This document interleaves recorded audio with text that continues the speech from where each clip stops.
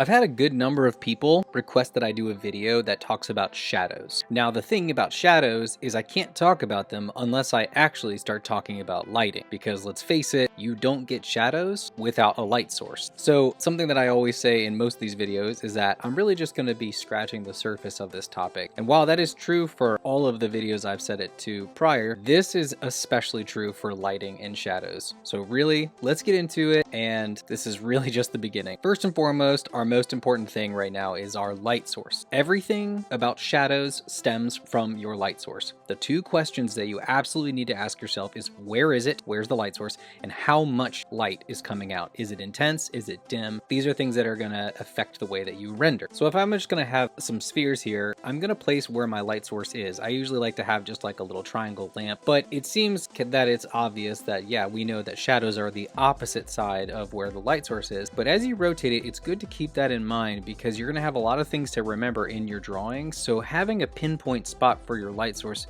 is just going to help you mentally lay everything out. Now, shadows in perspective, having that little trick of knowing where your light source is going to pay off, because if you use your light source as a vanishing point, like a 1-point perspective vanishing point, that's going to help you understand where your shadows are going to sit for any given shape. So I've got my sphere again, and I got my little light source. I need to show a ground plane. Now, this works in perspective, so it's a little hard with a little flat ground plane, but bear with me. So when you draw your orthogonal lines, your perspective lines coming away from your light source, wherever it hits the edge of your object, that is going to be the edge of your shadow on the ground plane, wherever it is and however you have it set in perspective. So what does that mean when you have complicated shapes? Well, it's no different. So draw your complicated shape. I'm just going to draw some sort of creature, and I've got a wall here behind him, and it's going to be shining. So I'm going to find my key raised points that are really notable, and I'm going to continue them on, and whenever you find them on that 90-degree plane on that wall or that surface, I'm just going to have my marked pinpoint, and then I'm going to connect the dots all together, and that's going to be my shadow that has been cast in that perspective.